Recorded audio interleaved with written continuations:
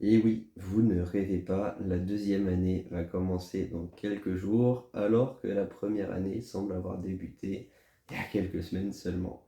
Ça passe extrêmement vite, c'est normal, c'est la prépa.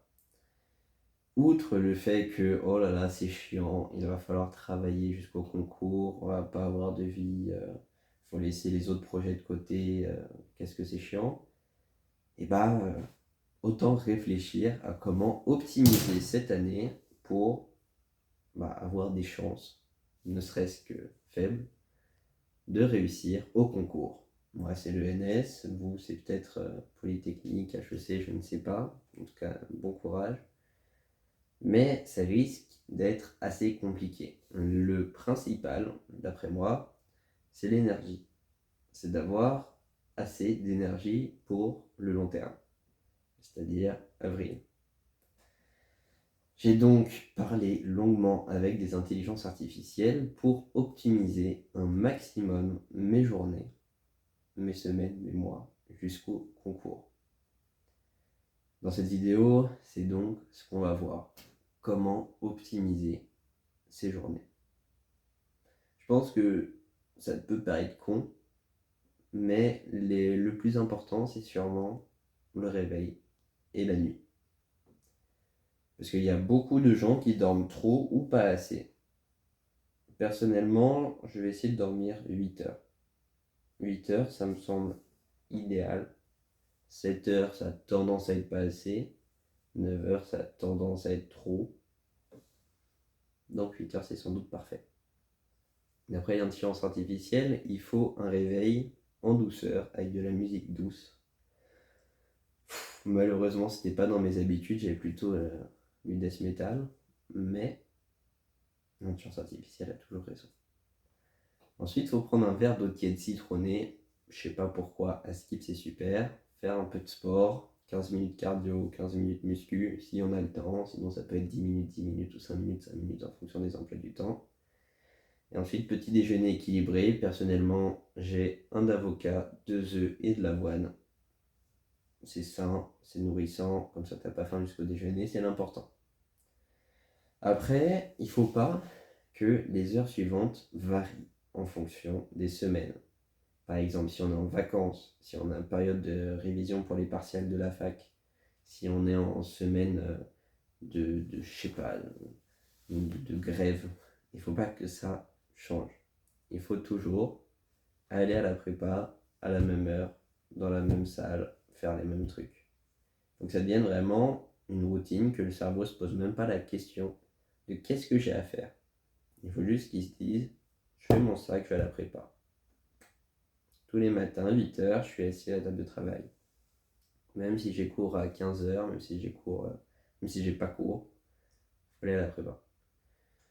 Personnellement, j'habite juste à côté de la prépa. Donc, je vais potentiellement, s'il y a trop de gens dans les locaux, faire ce que j'ai fait l'année dernière, c'est-à-dire rester chez moi pour travailler. Mais il n'y a pas photo, on travaille beaucoup, beaucoup moins bien de chez soi que depuis une bibliothèque. Donc si vous avez l'opportunité d'aller dans une bibliothèque, allez-y. Ensuite, autre élément handicapant, les horaires de cours vont fluctuer, les DS, ça va aussi pas mal perturber. Personnellement, c'est ce que je vais essayer d'appliquer cette année et ça risque de déplaire à beaucoup, mais j'ai envie de dire qu'il faut s'en foutre. Il faut faire confiance à son plan de travail. Il ne faut pas que les DS, il ne faut pas que les partiels, il ne faut pas que quoi que ce soit perturbe votre rythme de travail. Si vous avez un DS de maths, vous pouvez faire un peu plus de maths pour ne pas vous taper un zéro. Mais il ne faut surtout pas, mais surtout pas, faire plein de maths juste avant et laisser les autres matières pour faire plus de maths. Si vous avez un emploi du temps où vous faites habituellement, je sais pas, 2 heures de maths par jour en moyenne, c'est très bien. S'il y a un DS juste après, vous n'allez pas faire 6 heures de maths par jour à la place. Et du coup, vous dites les autres matières, je les ferai plus tard. C'est une très très mauvaise idée. Et je pense sincèrement que c'est pas grave du tout d'avoir des notes de merde au DS. Bon, c'est pas très sympathique, hein, parce qu'après, Là, vous n'avez plus le risque de vous faire virer de la prépa. Enfin, il n'y a aucune raison que vous soyez viré à cause de vos mauvaises notes au milieu de la deuxième année. Donc encore pour la première année, il fallait faire gaffe. Parce que si tu te fais virer, bah miskin. Mais là, vraiment, il y a un objectif, c'est pas faire plaisir à Monsieur Pichon, c'est le concours. Forcément, si tes profs viennent te voir, qu'ils te disent pourquoi tu as complètement foiré ce DST, et que tu leur dis, je sais pas, c'est parce que ma technique est meilleure que la vôtre. Non, c'est pas du tout ça. Ce que je dis, c'est pas, il faut s'en foutre d'avoir des mauvaises notes, etc. Parce que si vous avez des mauvaises notes, c'est dans tous les cas que votre méthode de travail est pas bonne. Vous n'êtes pas censé avoir des très très mauvaises notes. Genre, normalement, si vous travaillez beaucoup, vous aurez des notes correctes ou bonnes, même si vous ne tryhardez pas la veille. Ce que je dis, c'est qu'il faut travailler avec régularité et pas avoir des pics par matière à cause des DST. Mais du coup, il n'y a aucune raison d'avoir des particulièrement mauvaises notes. Le vrai souci pour les prépas qui sont en même temps en cours à la fac et en cours à la prépa, ça va être la fac. La fac, c'est chiant, c'est nul, je vous l'accorde. Mais si vous n'avez pas la moyenne au partiel, ça ne passera pas.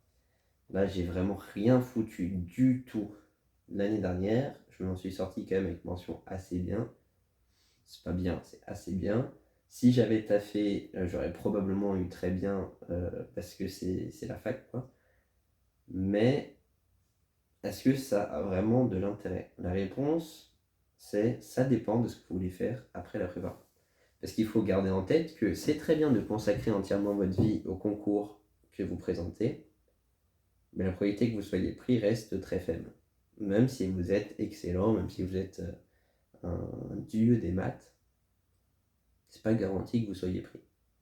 Il y a plein de facteurs qui rentrent en compte, vous pouvez très bien foirer une épreuve, etc. Donc il faut avoir des plans B. Généralement, pour le dieu des maths, son plan B c'est je cube, ça passera l'année prochaine, pourquoi pas, mais ça fait quand même perdre un an. Alors, l'hypothèse des facs et des écoles sur dossier rentre en compte, sauf que qu'est-ce qui est pris en compte? La fac. Et ça, c'est problématique. Parce que ça veut dire qu'il faut, tout au long de l'année, avoir des bonnes notes à la fac. Moi, ce que je préconisais l'année dernière, c'était de ne pas aller au cours du tout de la fac, et une semaine avant, de regarder vite fait ce qui se passe, et d'avoir 12. Comme ça, tu passes, t'es content, parce qu'il y a 10 points plus ou moins cadeau, et tu essaies de gratter 2 points, parce que tu as un peu travaillé quand même.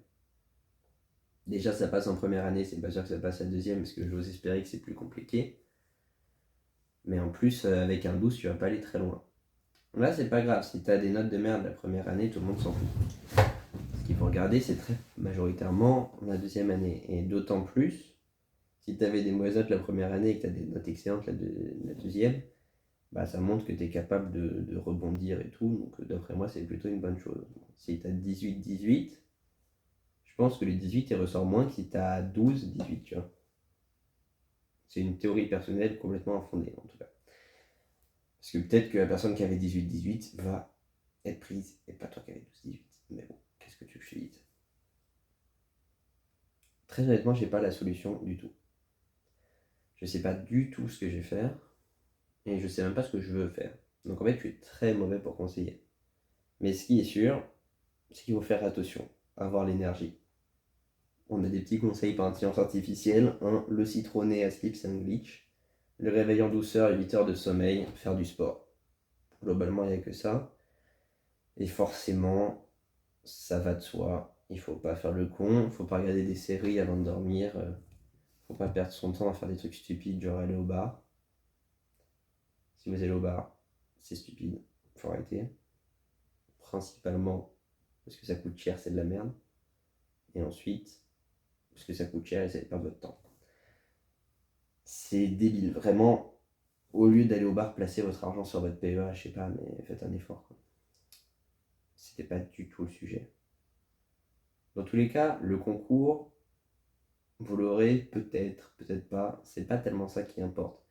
L'important, c'est les connaissances que vous allez tirer de cette prépa. Il reste un an. Alors, autant se donner à fond, mettre tous vos autres projets sur le côté, personnellement, j'ai une entreprise, donc je suis obligé de m'en occuper un peu, mais ça va être en arrière-plan par rapport à la prépa. Pareil, YouTube, je mets en veille, tu vois, je fais des vidéos sans montage, sans rien. On peut pas tout avoir dans la vie.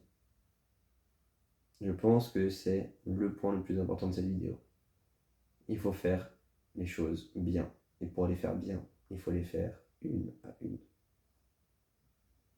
Si vous voulez avoir une chance d'aller au concours, enfin, réussir les concours, bah, il faut se donner les moyens de réussir. Ça paraît con, mais si vous êtes comme moi, que vous n'avez pas travaillé énormément, il faut se poser des questions. La première, c'est est-ce que j'ai envie d'être pris dans la dite école? Pour moi, les réponses, c'est bof. Du coup, c'est pas très motivant. Ensuite, quelles sont les autres options? Ma réponse, c'est élever des poules. C'est pas très convaincant. Donc, à moins que tu aies un projet incroyable, mieux qu'une entreprise de vente et création de boissons qui tourne. Je dis ça parce que c'est le cas pour moi, mais c'est une blague. N'arrête pas et donne tout parce que ça dure 1 an et après tu pourras plus jamais refaire de prépa de ta vie, quoi. Ça arrive qu'une fois. Je sais que je dis ça parce que c'est le tout début, qu'à la fin de l'année dernière, j'étais pas en burn-out, mais au bout de ma vie. Je voulais juste partir en Thaïlande, tout abandonner. Et ça ne donne pas une hyper bonne image. Mais franchement, t'inquiète. Juste travaille et tu verras bien où ça mène. C'est un peu ma mentalité. J'espère que cette vidéo qui ne t'a absolument rien appris et qui t'a pris 12 minutes de ton temps t'aura fait plaisir. Je sais que je parle, mais que là il n'y a actuellement plus personne, parce que le watch time moyen ça doit être 5 minutes. Du coup je peux dire absolument n'importe quoi, en réalité quelqu'un d'entendre est très faible. Par exemple. Ouh, je suis ectoplasma. Voilà, c'était parce que je sais pas, j'ai envie. Allez, cette vidéo sur la prépa est terminée. J'espère que vous aurez retenu les 2 points que j'ai mis 6 minutes respectivement à expliquer chacun. Faut faire attention à son énergie, il faut travailler beaucoup. Grande nouveauté, attention. Cette vidéo était d'utilité publique.